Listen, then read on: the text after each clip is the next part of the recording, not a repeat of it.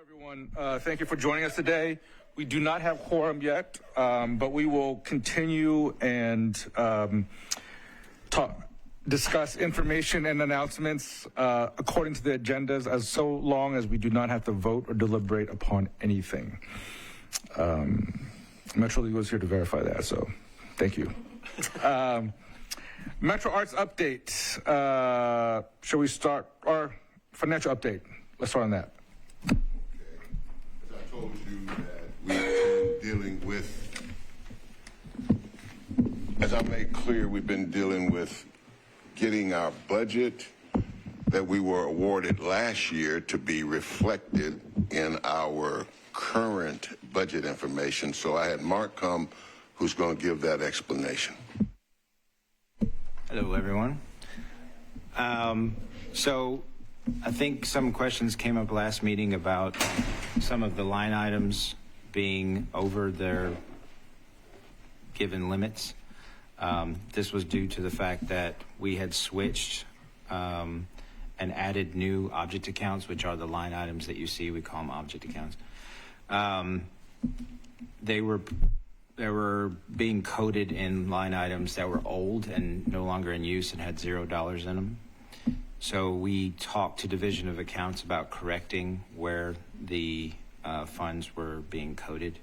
And so they have updated our financial report to reflect where they were supposed to be coded in the first place. And now most of the line items are in line with what they're supposed to be. So I know that's a very bureaucratic way to describe what your questions might have been. So I'm happy to answer any questions you have. Well, I'm sorry. I was just going to ask him to give a bit more information that may actually answer your question. Would you explain the red numbers that are on here and how they showed up, but also is this one reflective of the change? Yes. Okay. All right. This one is reflective of the change. So I can go through each red number.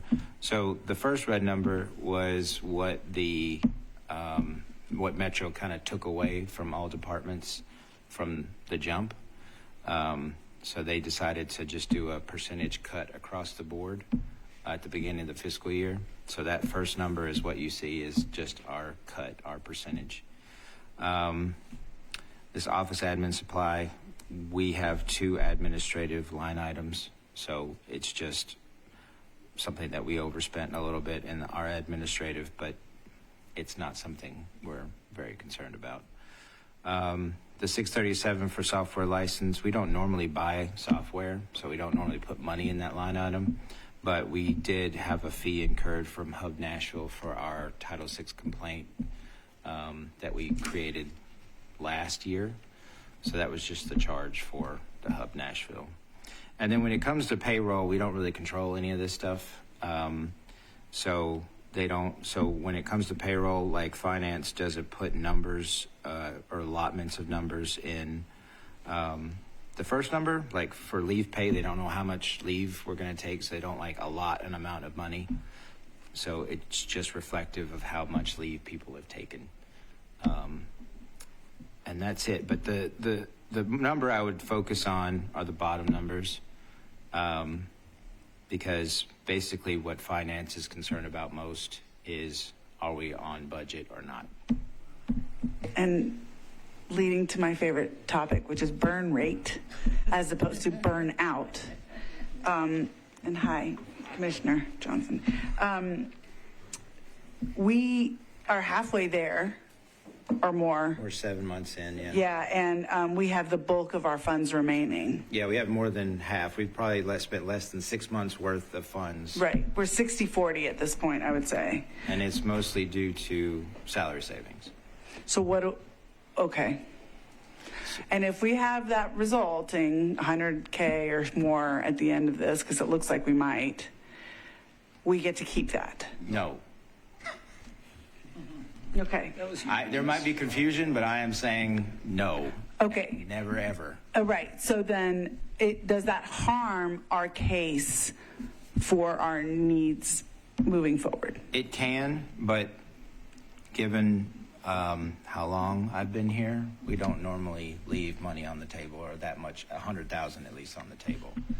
When we expect salary savings, so two things that aren't on this, that are not reflected on this budget, are contracts that we have, one for marketing and one for the documentary. And so we knew we would have salary savings because we knew, if you've worked for Metro for any period of time, that our new position would not be created and filled within a particular time, and it's still not filled, and that's a whole other topic. But so we knew we'd have savings. So what we did is we had two contracts done, one for marketing and one for the documentary. So there's about $38,000 that's not reflected in this budget yet. There's also retro pay. So if you all know that we're going through a reclassification process for our staff, which would, when it's done, it would raise salaries for each staff member. And because technically that was supposed to be effective July 1st, it will retro back. So everyone will be paid what they're owed from July 1st. So there's about $90,000 right now that isn't reflected in this budget yet that we are going to spend. And to that point, the position has yet to be created that's impacting Daniel. In getting that position, we hired him for that position that has yet to be created, and we were on an email chain this morning regarding that. HR says that they're swamped, and again, what I'm more concerned with is going into a budget hearing asking for additional people, and you haven't filled the positions that we paid for, more so than worried about the savings. Sorry, so I have a question about the regular pay line item. Mm-hmm. Why does it fluctuate so much? Like, what happened between December and January that there's over a $20,000 difference? Well, so that difference is because the two payroll periods in January aren't reflective yet in there. Yeah, it happens. Technically the monthly pay for the monthly costs of each month usually aren't closed until the middle of the next month. So a lot of times you'll see, like if you see like some of the red that's within, not the totals, but it's within the budget. What's happening there is money was paid in a 1 month, but they realized it should have been paid in another month. So they remove it from this month and put it in that month. So would you say then that the numbers that are here for January are not, for all those line items, are not accurate yet, that are not totals for the month? They might not be. Payroll tends to fluctuate because depending on when it hits. Yeah. So if it hits later in the month, it usually won't get reflected on here for a while. And the other fluctuation you might see is like in November, some months there's 2 or 3 months a year where you have 3 payrolls. So a lot of times that's what happens too. You're welcome. Other questions about the budget? Okay. On the financial statement. Financial statement. Yeah. Sorry. Financial update. Okay. But we now have quorum, so let me get this. Yes, right? We have quorum. Yes. With Commissioner Johnson. We only have 9. Well, we have, and I'm going to try to explain this myself without asking Matthew. We have one vacant position that is expired. Not just vacant, but expired, which allows our effective number of seated commissioners to be 16. So the thing says it's one more than one half, and there is no 8.5, right? Yeah. So it rounds up. I know I'm trying to say that I understand that, but yes, we do have quorum, and Matthew has agreed. I have a quick question. just from the expiring position, does that mean that we are always going to be at 16 now, or we can, what does it mean by an expiring position? It means that it has not been filled by the process. There is a person that has already gone through the first meeting, and tomorrow night they should be confirmed, and then we'll be back at 17 tomorrow. Okay. But for now, today, as long as Matthew agrees with me. By midnight. There's not a more compliant commission. With your permission, Matthew, I'd like to call the meeting to order, if that's okay. Just to be clear, so the term is expired, meaning that the term of the seat has now passed. Has now passed. Okay, yeah. So that means there's 16 effective terms at the time of your meeting today, and the quorum is one more than one half, so that would be 9. Yeah. Thank you. I'd like to call this meeting to order. Pursuant to the provisions of 2.68.030 of the Metropolitan Code of Laws, please take notice that decisions of the Metro Human Relations Commission may be applied to the Chancery Court of Davidson County for review under a common law writ of certiorari. Any appeal must be filed within 60 days after entry of a final decision by the Commission. Any person or other entity considering an appeal should consult with an attorney to ensure that time and procedural requirements are met, end quote. Okay. We have quorum. I don't see any public comments. Review and approval of minutes. We have them in our packets for today from January. Are there any comments? Anybody notice anything? Changes of suggestions?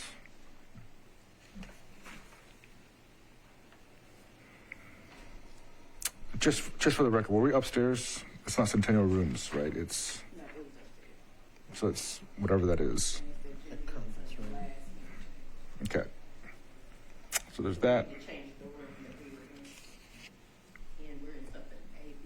We're in AB today. Today. Okay. Anything else? Mr. Chair, I would like to move that we accept these minutes. Second. Commissioner Abel-Fazli, we're going to say something. Are you okay? We're good. Okay. We have a motion on the floor. All those who vote to approve for the minutes of last January with one changing of the site, please raise your hands. Okay. It's unanimous. No noes and no abstentions. Financial update we did before we had quorum, so if you're interested in those and watching the video, please rewind. Old business, let's move to the Metro Arts update.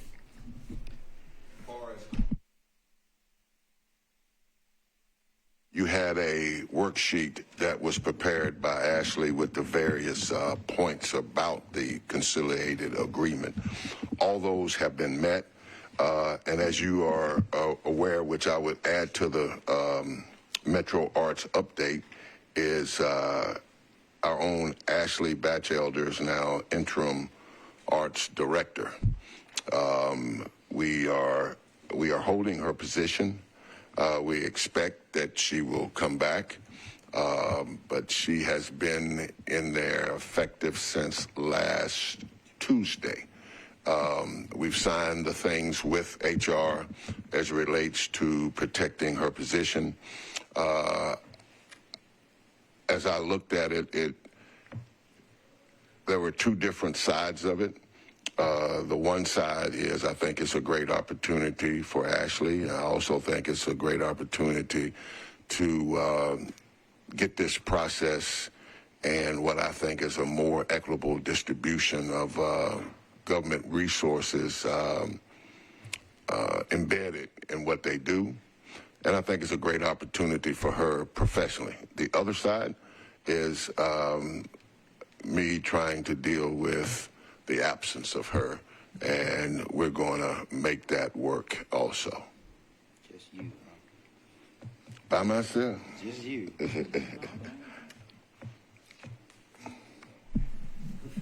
Okay, is that it for the Metro Arts update? Yes. Okay. Does this mean that we're done?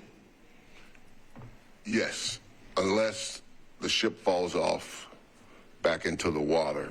Because we still get emails, we still see all the drama and all that stuff. So, but we're just not effective. They've done their part as far as we're Yes, concerned. every aspect Okay. of the issues that make up the conciliated agreement have been met at this point.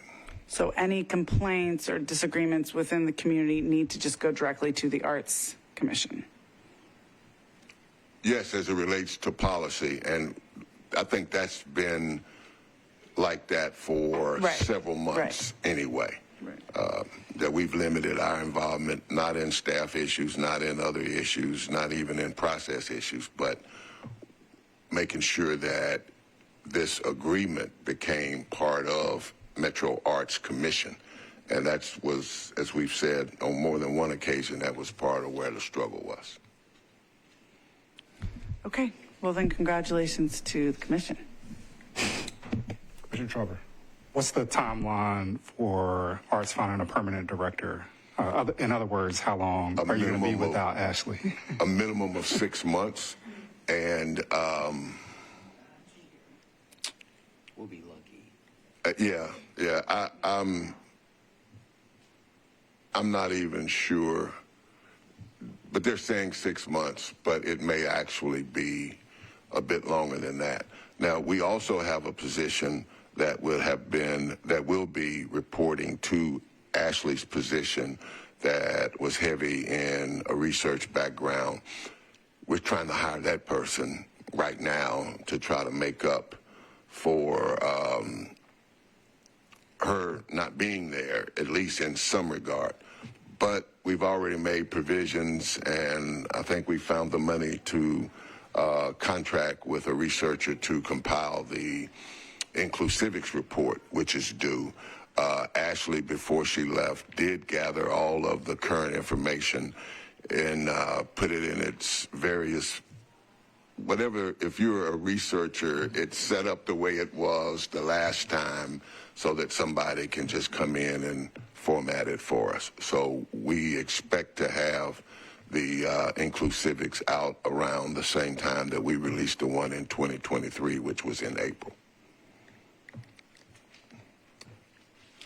Mr. Chairman, Yes, please. there was the manual that Metro Legal was working on. It seemed like as last I remember, they were reviewing that. Is it complete yet? Is that part of the... Part of last month's materials that we sent you was the actual manual that has been released all across Metro. Okay. And I would say that I would encourage us to actually look at it. I think it's a great document. I think for a person coming in as a member of a board or commission with no knowledge, I think that manual can be really, really instructive. That's another aspect of this that we take great pleasure in, is that gets applied all across Metro. So in your last month's email, you should have a copy of that. Great, thank you. You got printed copies last meeting too. Okay, thanks. Not to say that, I mean, I've reviewed it, not extensively, but I think it's pretty thorough and very well done and easily understandable for people coming in at different. So I guess kudos to them. I know that many people from council down to the commissions wanted something like this for a very long time. I mean, I remember 5 years ago, we were talking about sunset laws and we were, trying to figure this stuff out. So huge contribution to way beyond just us or the commissions, but I think even council members and whatnot. So thank you. Yeah, and we're grateful for the collaborative spirit that went into doing that, and for Wally Dietz and crew of involving us in that and taking our suggestions. Great, thank you. Now to bylaws, rules, and revisions. I sent you an email. Matthew has made comments that we got Thursday. So we're going to have another meeting of the bylaws committee. So I've sent you the marked up copy that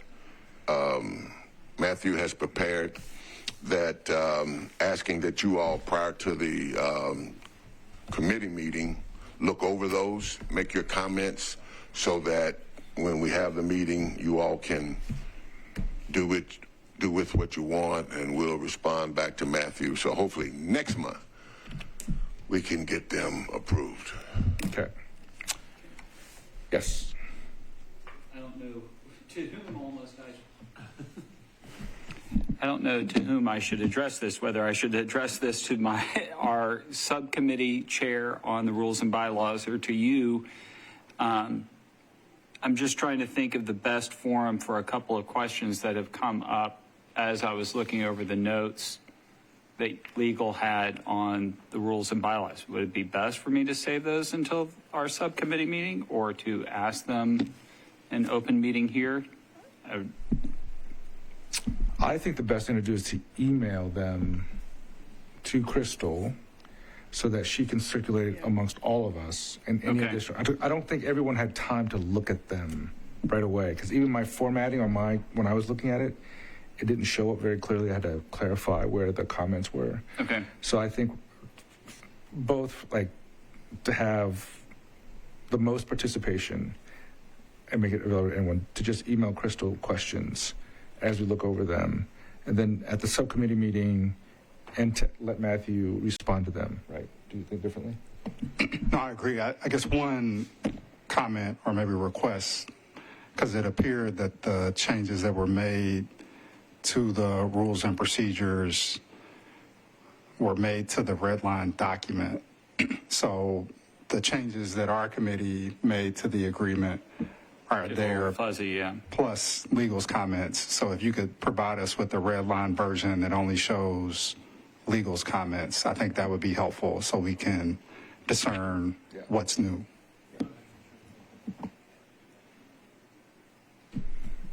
Okay, so any other questions? If commissioners have, can we send an email? I mean, you sent the document to everyone, E.D. Ducker? I sent it to you and everyone On the committee. on the committee, and I did that because it wasn't finalized to present.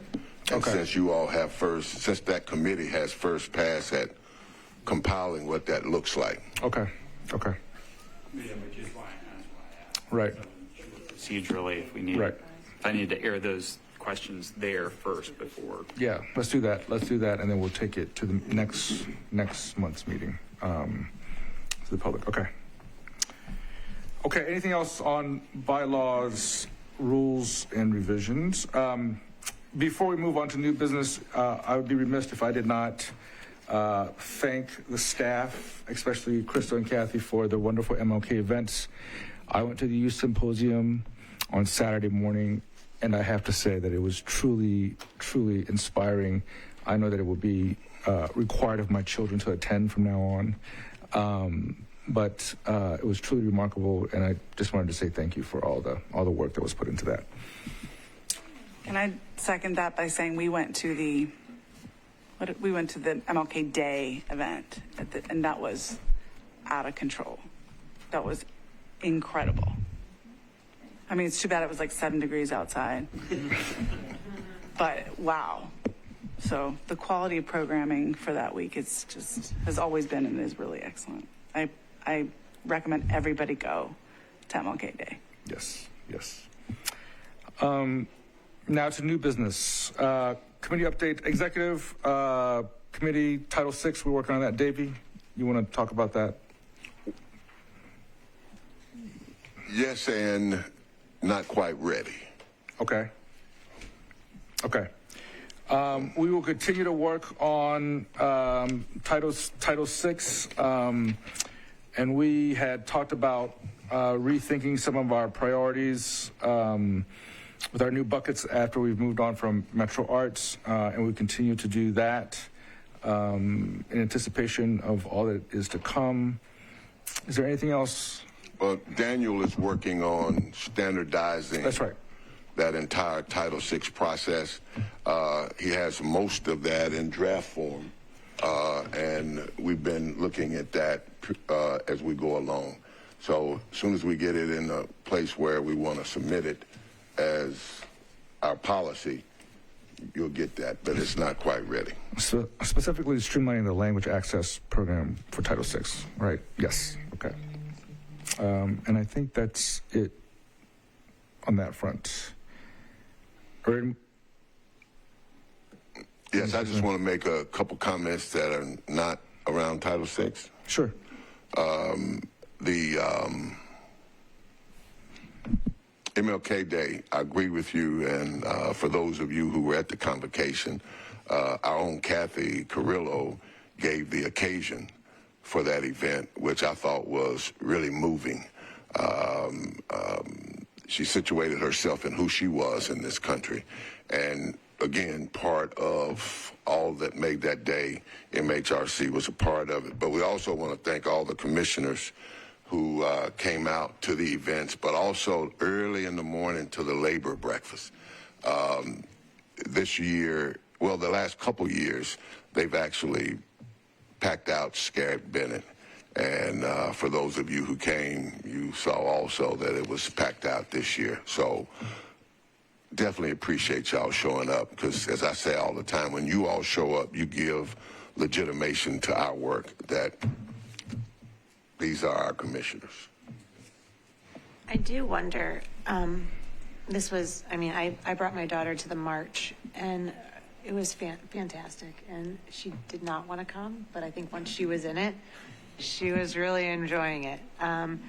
She is almost 16, so she has a mind of her own. But that being said, I wonder if there's, and I know you guys worked so hard, but the convocation itself wasn't, like, it was not very full, and I'm wondering if there's a way for us to, is there a way for us to increase attendance at that particular event? Because I remember years where it was like you could barely get a seat at convocation. I don't know if it was because it was so quiet or so cold. Well, the last 2 years, if you recall, the year before that, there was a snowstorm. That's right. And that there was ice. Yes. Attendance was down. Yeah. And this year, it was 7 degrees. Yes. And so everyone at this point, because prior to that, there's always been great turnout. Yeah. So right now, that committee is attributing that to the weather. And I will say, there were people not there that I normally see there, so I just wanted to make sure that that's what I was attributing it to. But it really was. I agree. It was great. The first musical event, I need her name because she was so fabulous, incredible. Thank you. I want her album. Okay. Are we good to move on? Yes, sir. Okay. The next item on the agenda is the budget. Not the financial update, but the budget. So you have the budget document that is basically very similar to what we submitted last year in the same format, but with this year's ask. Last year, we were asked to submit a multi-year budget. So this is a continuation of that multi-year budget. I'm going to let Mark go through it with you, but several things. Nashville Next figures into it because it's one of the guiding documents of the past mayoral administrations and the past councils. So they reference it, they mention it, and it was kind to MHRC when it came out. So, Mark, take it away. All righty. As Director Tucker said, this is a continuation from last year. So you might see the same information as far as theme and description in this budget document. So if you all don't know, we have the mayor sent out his budget priority document on the 13th of January. Then there was another overall budget, like here's the pathway to the budget process this year that was sent out by finance. So we basically have from the 13th to the February 7th to really hone in on our budget and send it in. So basically 4 days from now, we'll be submitting our budget. It's all text-based. It doesn't look anything like this. It's very limited to what we can actually submit. This is a much more expanded version for you to understand what our sort of theme and how we're asking and what we'll present to both the mayor's office and to council. So Index is designed to be sort of the assess and address platform of the commission. So assessing, identifying issues, studying them, tracking them over time, and then as a systems change effort, trying to address them fundamentally versus any kind of superficial things that you might see in the community that are well-intentioned but don't really get to the core of the issue. So I will, instead of trying to make you digest everything, if you have questions about anything, I'm happy to answer them, but I'm going to focus on what we're actually asking for. So the new positions were asked. So last year we only got half of what we requested, and we're very appreciative of that because a lot of times you don't get anything. So in last year's budget we asked for over $500,000. We just got over $200,000. With that funding, we asked for a new position. So we're in the process of creating a new position, like we said earlier. We're reclassifying positions so they'll earn more out of that process. So salaries will increase. Davies' salary increase also came from that. So all of the funding that we got last year went into salaries and benefits for new position, reclassifications, and Davies' salary increase. Because we only got half, we were asking for another position and some programming funding that we did not get. So we basically just rolled it over into the second year that we asked for. So what you're seeing is 3 positions that we're requesting. Civic Access Officer being the, I think, first in the document here. If you go on in, you'll find positions, and then after that.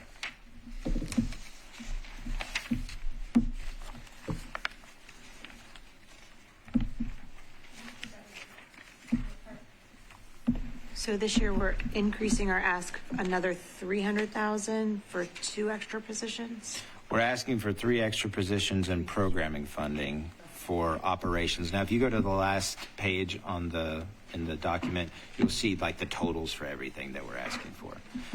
This includes funding what we're asking for this year and what we're projecting to ask for next year as part of the 3-year plan, which started last year. So Civic Access Officer is the first position we're asking for. In the mayor's budget priority document, there was sort of a foundational changing priority for us, which is language access. He mentioned it specifically as a priority. And so obviously we have been working on that issue for quite a while.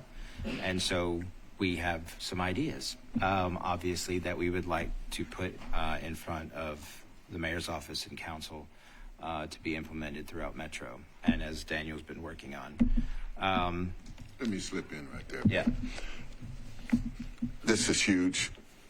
Every department has to respond to the mayor's budget document.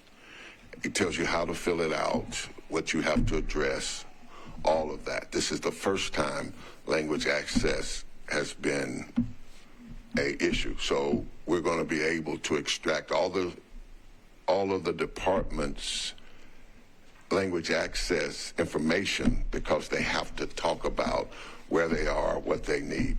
Prior to that, we shared with you that Kathy and I did a presentation to the monthly department heads around language access.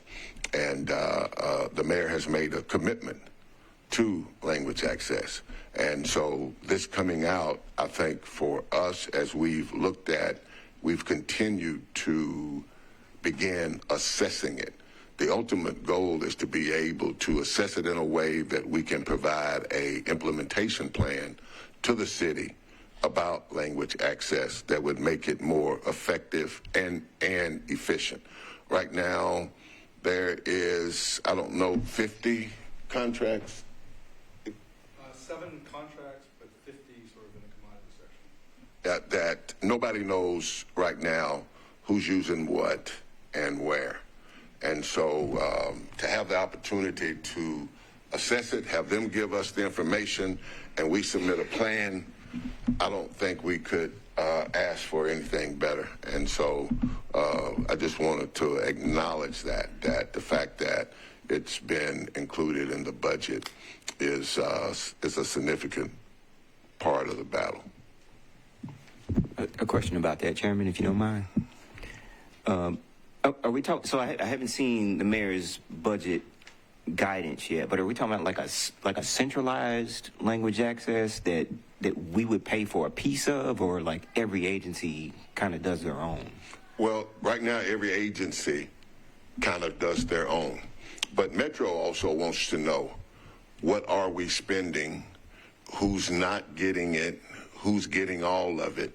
And so that's what MHRC is in the process of doing. Right. So if they fund us the way in which we're asking them, that will allow us to complete that process of assessing the entire system. Because as it turns out now, to your point, it's all over the place. Right.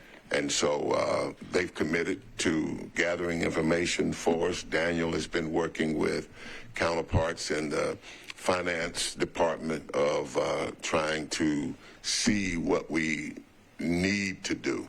So we're preparing a language access document that will be ready next month that we'll send out based on here's what we kind of see and here's what we think needs to happen so we can get a much better look at it. And oh, by the way, we need X amount of dollars to actually do that. Got it. Yeah. So it sounds like whichever way we do it, we get our pitch in.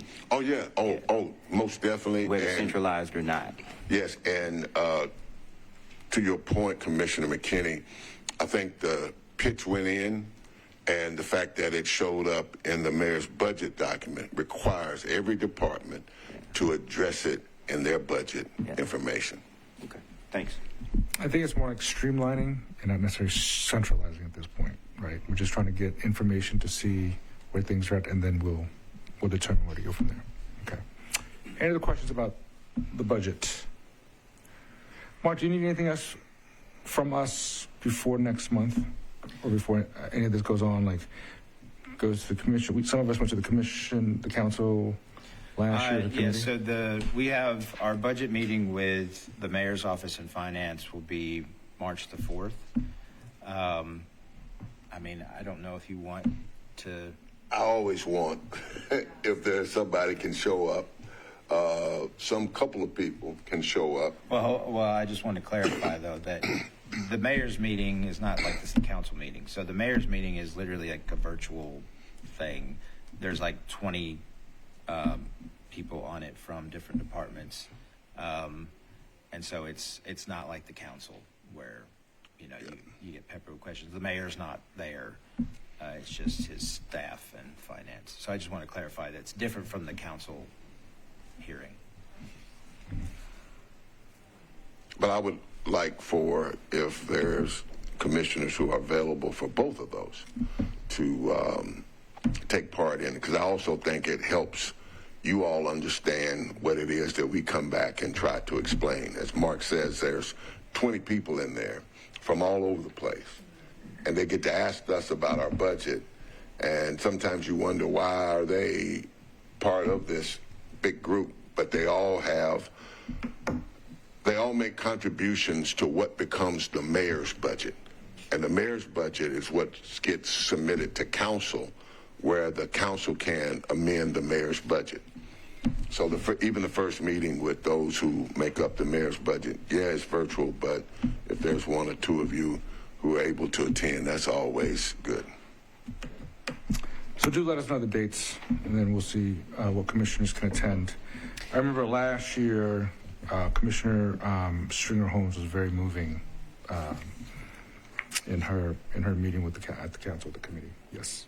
Okay. Thank you so much. Could I ask a question for clarification? Yes, please. I know we're talking about 3 positions. I'm just seeing the Civic Access Officer and the Director of Just Innovation. Was there a third? I may not have that sheet. They're supposed to be. Oh, sorry. Okay. I don't know where it went. The other one, I could just describe it to you. So you all know that we have built this Humans Over Hate initiative, this anti-hate initiative. The third position is meant to be a person who runs that whole initiative. So their job would be, we have outlined all of the different facets of that program. And so that job would be taking on all of those facets of the program.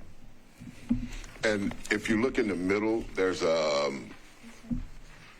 Yeah. org chart.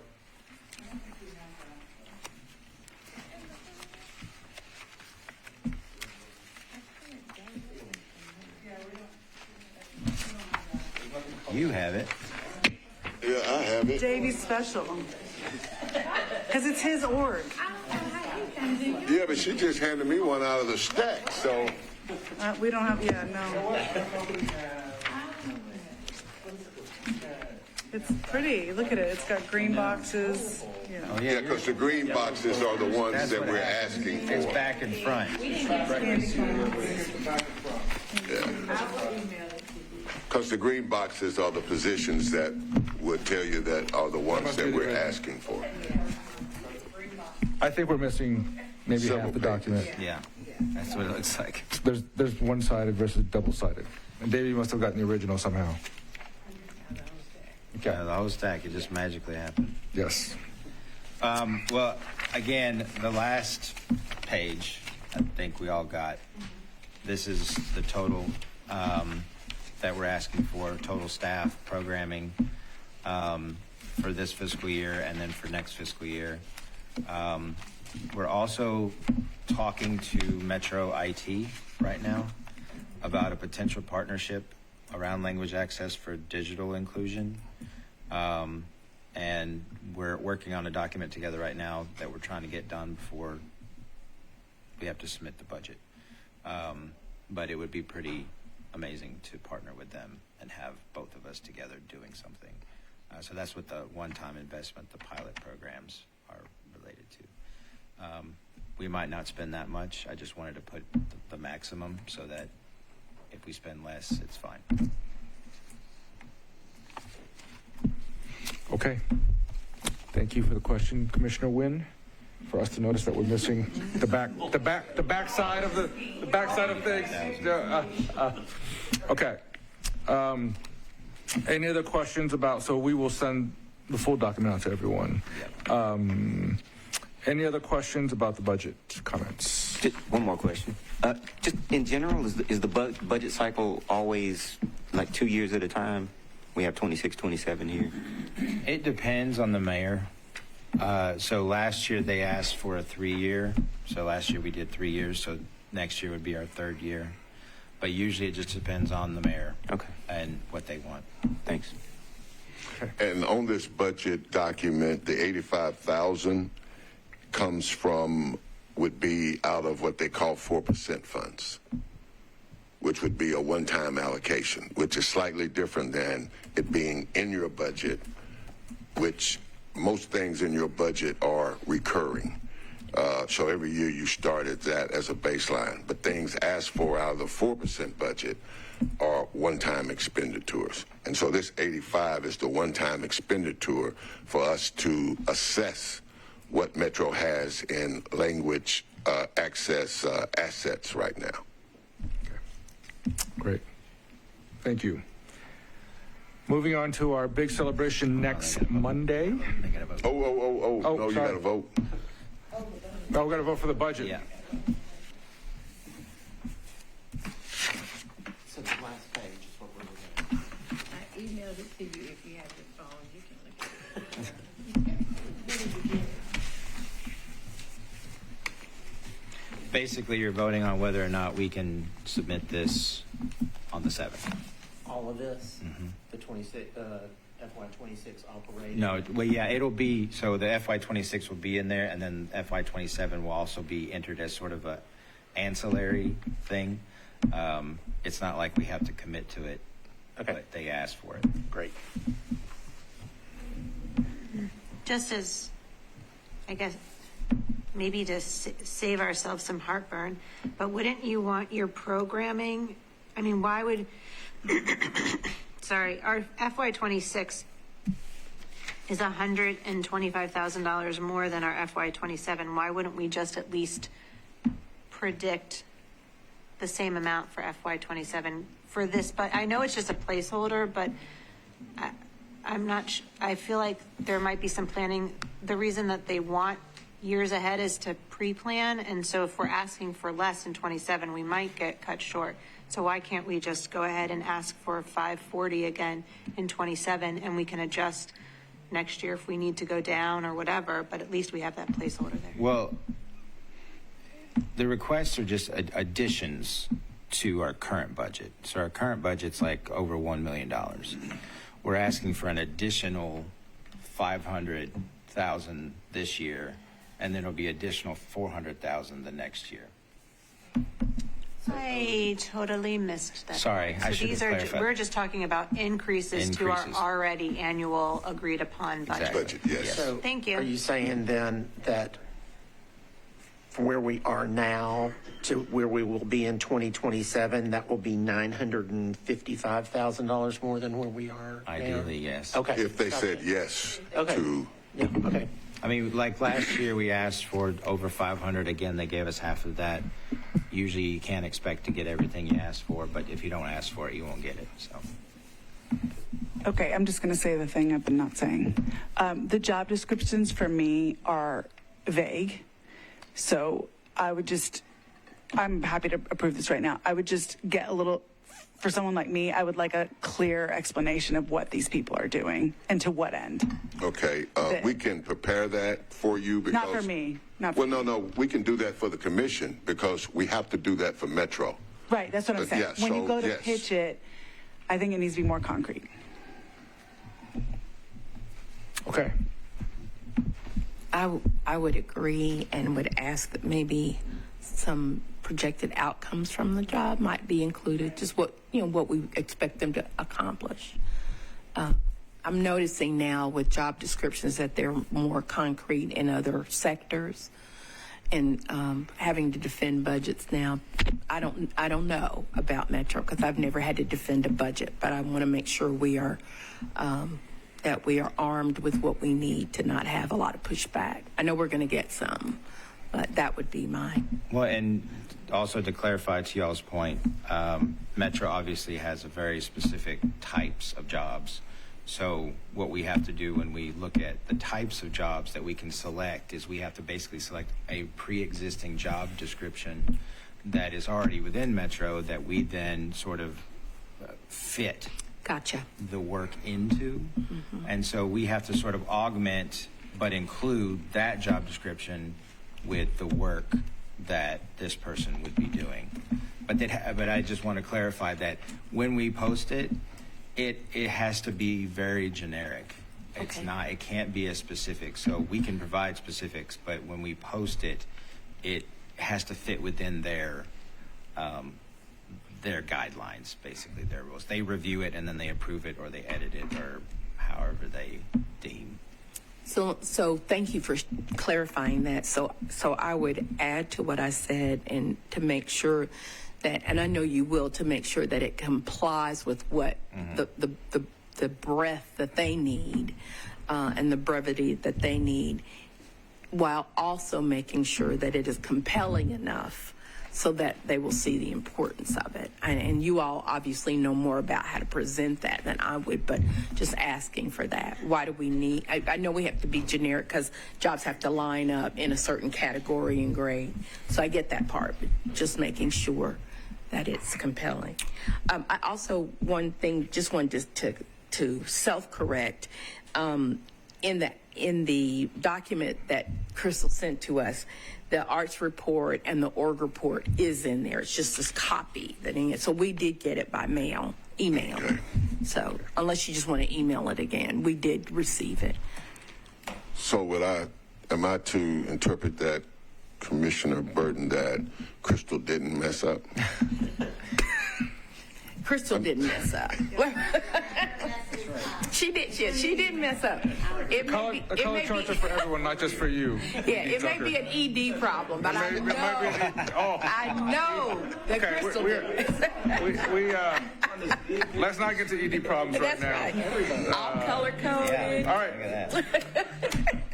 Can we get a motion? Second.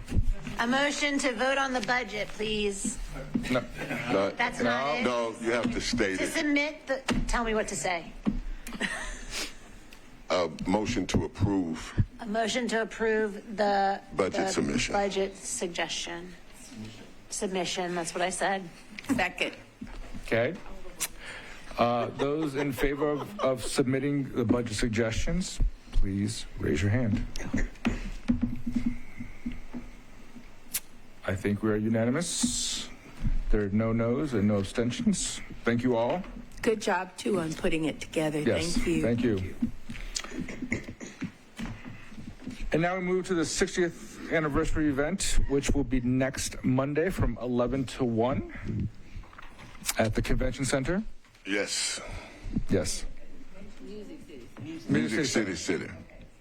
Yes, I'm going to start, and they both have things to add to it. We have over 500 people scheduled to show up. So we're looking to have a great event. I think it's really uniquely situated in the sense of where it looks, where all the chaos is now, but also we come from a history of similar chaoses, but that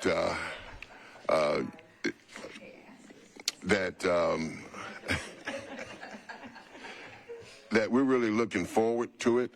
We're glad that we got the level of commitment that we've had as far as signing up to come. Mark and Crystal can give you more of the details, but until it's over, I just am like this. So that just is what it is. And Yes, it's going to be great. Like you said, we have a lot of people signed up, and we're trying to figure out how to fit them all in to the space. The MCC we can thank for giving us the space for free. And the program looks great. Dr. Tran here is going to be part of the program, interviewing our keynote, the mayor, the vice mayor, council member Zulfat Swara, Rabbi Ken Cantor. We're going to have a teaser for our documentary. We have a former commissioner video and food. I signed up to be a table host. Are we it? Are we not it? When do we find out? Does it matter? you're already a table host. And what that means is we're looking to you to fill up your table. Today or tomorrow? Oh, yes. Yeah. Yes. Okay. So you want, on top of the 500 people already coming, you want me to bring Well, 5 no, more we're people? counting, we counted the table host Okay. plus 9. Oh, Jesus. Okay, great. I'm glad I asked. So Jesus is coming with you. So Jesus. Okay. Dude, but it was not. Yeah. We got to find 10 friends each Still. by Monday. Yeah. So assuming we didn't all read the email as thoroughly, could you restate what you would like for us to do in the next 24 hours and then what our commitment is? I mean, for my friends who didn't read the email. Bribe your friends. I'm asking for Okay. a commissioner. No worries. So we're asking, because each table sits 10, so we're asking that everyone that signed up to be a table host invite 9 additional people, and they will sit at the table with you. As soon as you can you send me their names and email addresses so they'll have the tickets? Okay. And we already have seating for those people. So if you can't, for some reason, fill it up, just shoot me a text or email and let me know. Because we'll have a wait list. I think we kind of have a wait list now, so it'll be okay. Are we all table hosts? No, you would know if you signed up. Some of us might not know. Crystal, I'm not going to fill mine out. My mom, my dad, and my sister. Okay.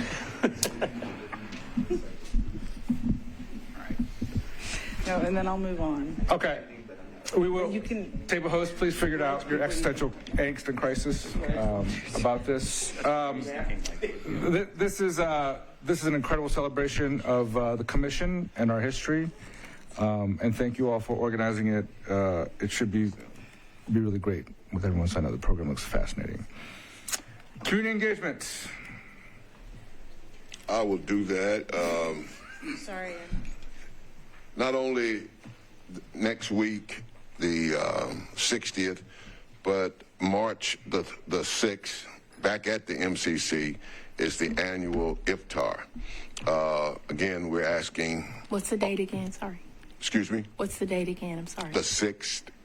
March 6th. March 6th. Okay. I'm sorry. March 6th is the iftar, and it has grown every year. And at both of these, we'll be talking more about the No Hate on My Plate as part of the Humans Over Hate initiative. We would like all of the commissioners, if they could, to come to the 60th so that we can let people know who you are. But we also ask the same thing if you're available to the iftar. If you've never been, I would suggest you go at least once. Great food, great speakers. It's led by the Muslim community, but they invite everyone in. They have a period of prayer, and then they serve this family-style meal that I can't wait to eat there. It is amazing. So we hope you can come and be a part of that. Also, I have an announcement that March 1st will be Kathy Carrillo's last day with us. She's going back to community-based work. And I think the current national and local issues around immigration and various other things is what is driving her, but March 1st will be her last day with us. And we've already submitted her resignation to HR so that we can hopefully speed up the ability to rehire someone into that position. And one other thing, just for your FYI, as you've noticed, I don't walk well, and I have been waiting to have a knee replacement, and I go tomorrow to get cleared, and as soon as they tell me that they can do both of them, I am on the table. So I'm just playing that by ear, but it'll only be the first 3 or 4 days where I'll actually be off. From there, I'll be available remotely and all of that. So when you hear it, I didn't just suddenly go down. They've been going down for years. Right, Chair? Yes, but that jump shot is still questionable. Okay. Thank you all. We do such great events and works that I really think that we should put the word out more as we move forward. And we will miss Kathy and thank her for all her work. And we know that she is very spirited in her commitments, and we understand her concerns. Announcements.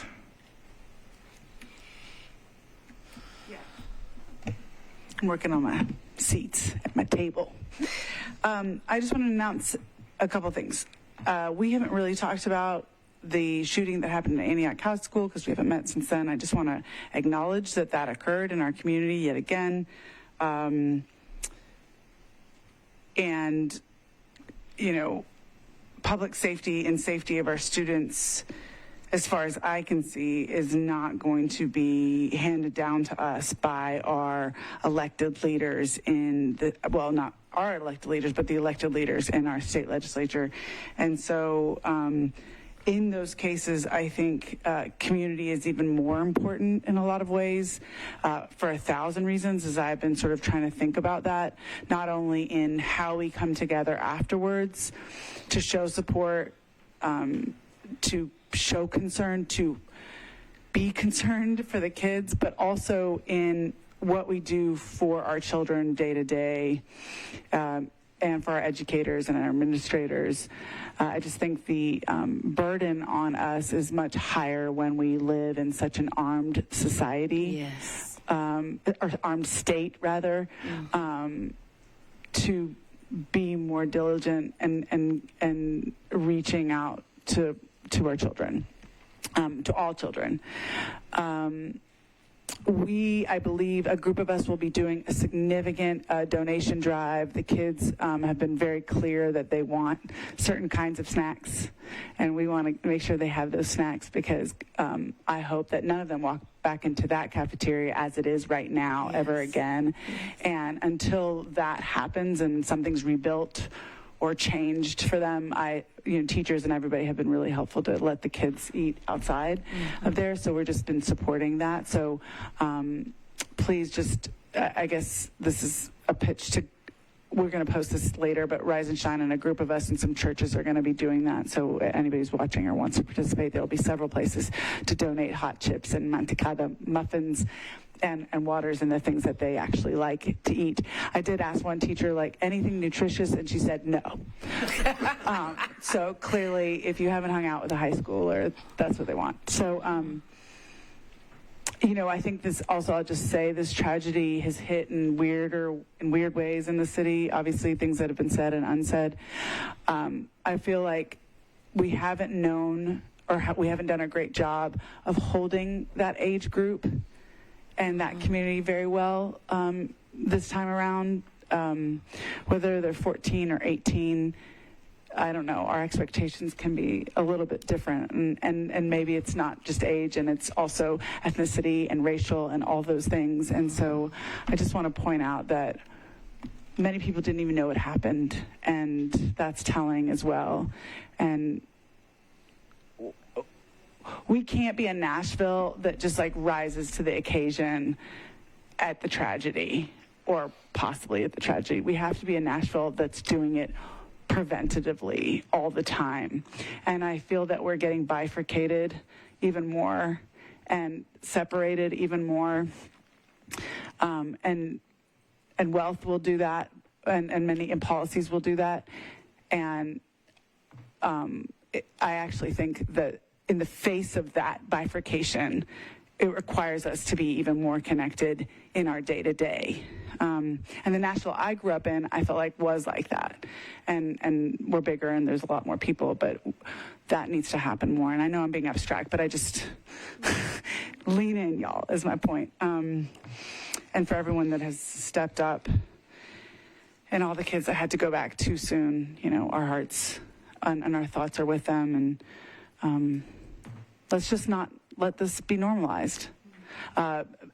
There was another incident at the bus station where a lot of kids pick up the bus or drop off the bus. I don't know if it ever got resolved. The public bus station, yes, the city bus. Downtown city bus station. And I know parents were worried about the safety of kids there that are switching buses. And we don't need to accept that guns are as ubiquitous as they are in terms of this is okay and we're here, but we also have to know that we are here and we need interventions and a way of living that doesn't pretend like we're 15 years ago. We live in this world, and it requires a change. And that change is not for us to all to be armed. That change is for us all to reach out even more. So I just wanted to state that. We used to talk about safety a lot more, and maybe that's something we can talk about. I mean, I'm leaving, but it's something we can talk about in terms of the level of arms in our city. All right, thank you. Thank you.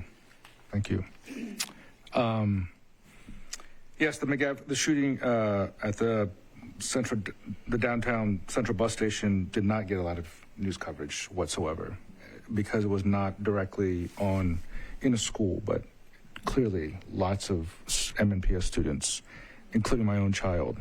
I check my phone every time I'm in this meeting to make sure that he has made it home after transferring to the central bus station. So it is something that we are talking about, and this is partly what I am quite concerned about as well, because these are our kids. Okay. We will continue to think about this and work towards it with other members and of our community as we move forward. But I appreciate your words and your passion. Anything else? Any other announcements? Okay. Can we get a motion to adjourn? So moved. Second. Any objections to adjourning the meeting? Nope. Thank you all.